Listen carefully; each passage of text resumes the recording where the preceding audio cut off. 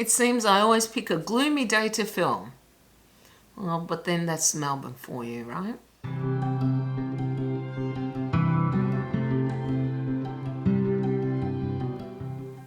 G'day my lovely planty friends, welcome back to my channel, and if you're new here, welcome.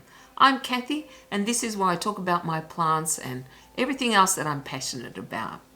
So today I'm going to give you a plant haul update. I have been asked to give updates on the plants I hauled recently in the last few months, and I didn't feel that there really is all that much to report with those, but I definitely have some updates in relation to plants I've had longer, say 4 to 6 months, and that's what this video is going to be.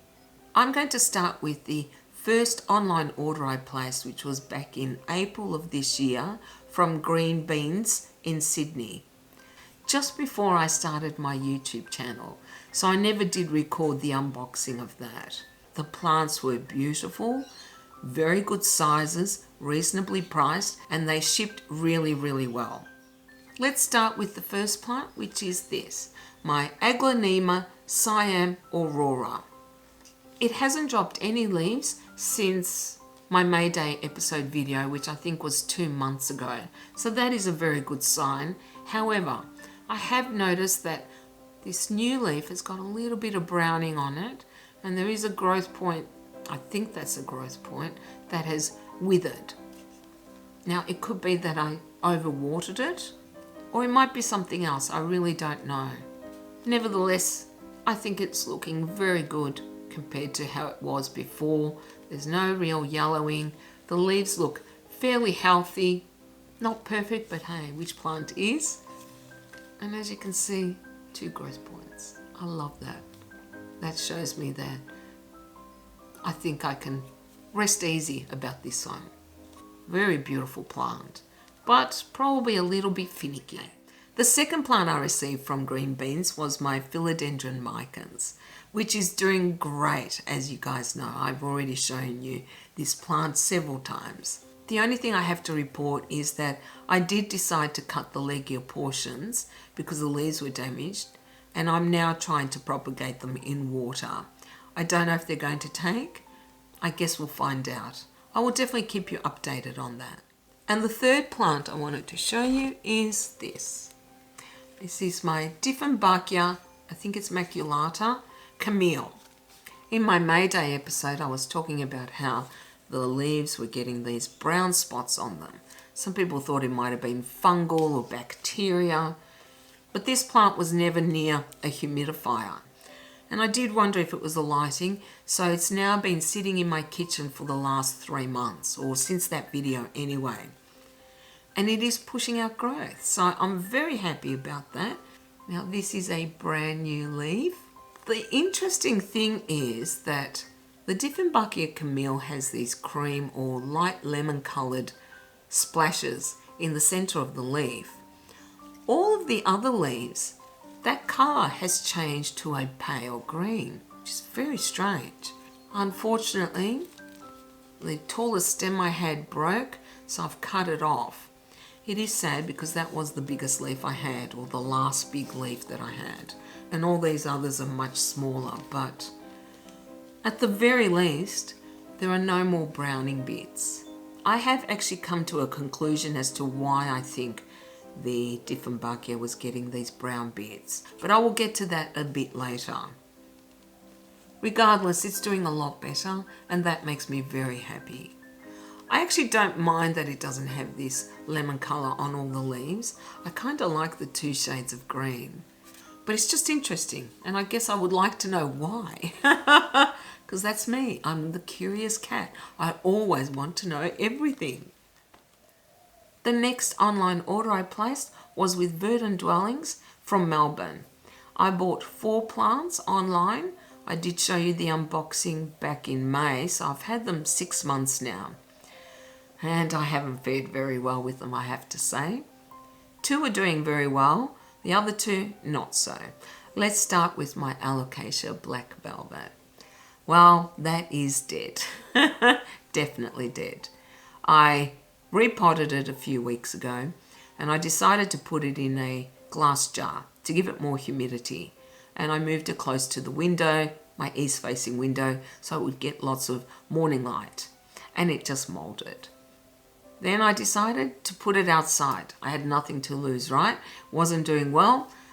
Maybe I thought in the fresh air it would do better.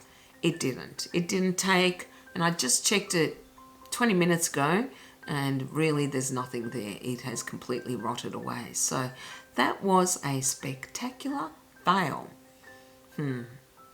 The black velvet was my very first alocasia, and maybe I should have started with something a bit easier, and I definitely should have waited for spring before I bought it. I'm not experienced enough with that genus to be able to keep it alive in winter, clearly. I do want to try again with alocasias, and I have my eye on one which I have wanted for quite a long time, simply because it just looks spectacular, and that is the Alocasia dragon scale. Just beautiful. They really do look like dragon scales. I'm starting to think that perhaps I should try with an easier alocasia, if there is such a thing. I know Steve of Yeah, I Killed That definitely doesn't think so. Since it's spring, I think this might be a good time to try again. And if I can find the dragon scale, I think I will definitely buy that.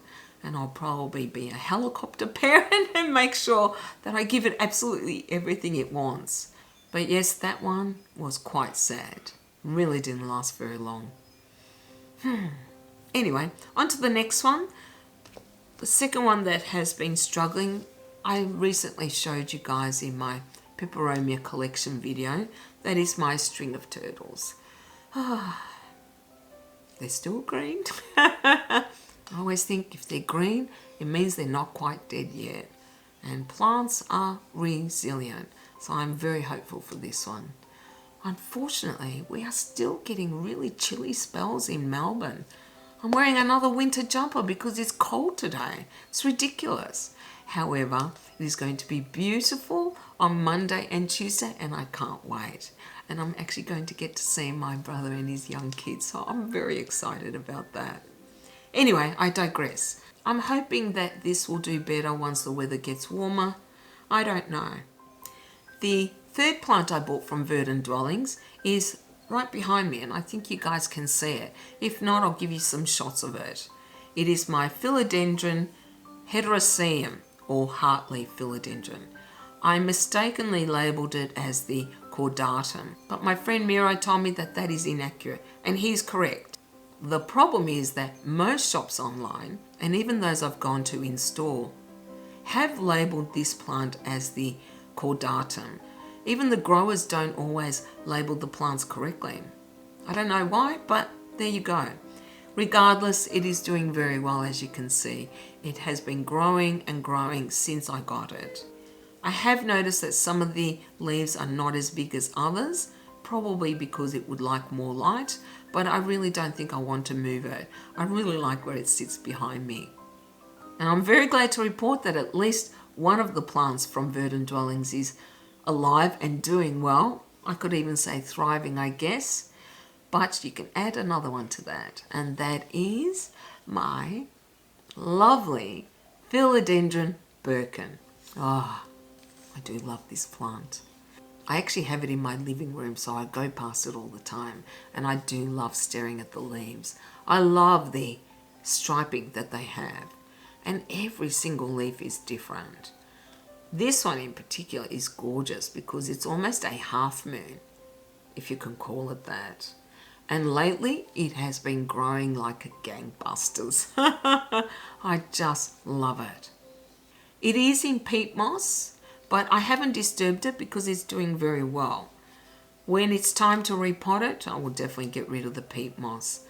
Regardless, it's a happy plant, and that makes me happy. Now, the last three plants I wanted to talk about are those I bought from Bunnings in a mini haul I did back in June, I believe it was. I bought three plants. I have shown you this one. This is my Peperomia Pixie, or Peperomia orba Pixie, which is beautiful, as you know. One of the leaves is going yellow, but that doesn't concern me too much because it's only the one and there is so much new growth, it's crazy. It's still doing all right, so I'm very happy with this one, and clearly it's happy as well. Oh, I just have to touch the leaves. The second plant I bought was the Haworthia spiderwhite. And I'm very sad to report that I killed that a few months ago. I do not have a lot of success with Haworthias. I am very careful when I water my succulents, and I haven't killed a succulent in a very, very long time. So I was quite upset that I killed that one in a relatively short time. I think what happened with that one is that when I watered it, some of the water remained on top of the bottom leaves, and I think that just rotted away the stem. When I saw that it wasn't doing well, I took it out of the pot and it just crumbled in my hands. I always ramble so much that my camera stops recording after half an hour. Anyway, as I was saying, I have thrown one leaf into what I call my succulent propagation box. I have a box outside where every time a leaf falls off one of my succulents, I throw it in there and they root really, really well. I don't believe that has rooted. So I'm really sad that I lost that one. And the very last plant I wanted to show you is my Dieffenbachia Tiki. Now, I showed this one in my May Day episode 2 months ago because I was getting all these brown bits on these leaves, and this one, it looks like it's going to die very soon. I mentioned earlier that I think I have come to a conclusion as to what the problem has been with my Dieffenbachias. I actually don't leave my heaters on when I go to bed. I always switch everything off, and sometimes it can get extremely chilly in the mornings. And I think that my Dieffenbachias have not liked the cold. And in fact, it might be that several other plants haven't as well. That has been my conclusion because I have not changed the water. I am giving this one a little bit more light.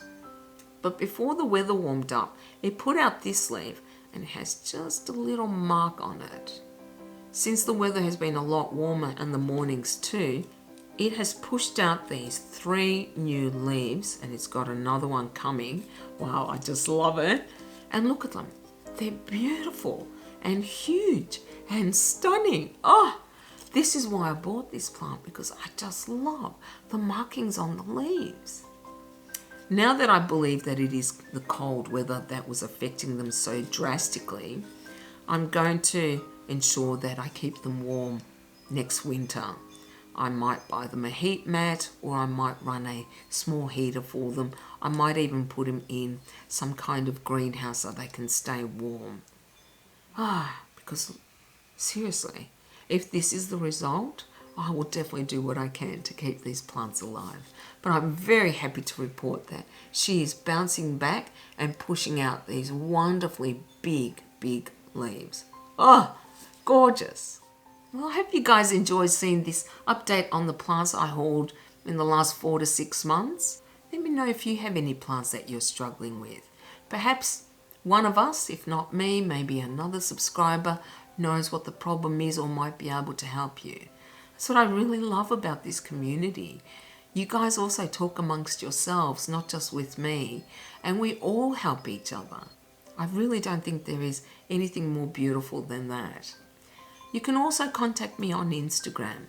I do need to say I don't spend a lot of time on Instagram. I try to check it every day, but sometimes I'm just not in the mood. Regardless, I will always respond to any messages you send me, but just be patient if it takes me a day or 2. Thank you guys very, very much for hanging out with me. I really do appreciate it. And as usual, yes, I have to say it, apparently it does help my channel. If you like this video, you can give it a thumbs up. If you haven't already, you can subscribe to my channel. I hope you all have a wonderful day and a wonderful weekend. Until next time, take care guys. Bye. Oh, so many bloopers today. Anna in Victoria. Oh God. The next... Damn it. Please I'd like the... shut up, Kathy. Start again. I really, really do appreciate it. I have to stop saying that.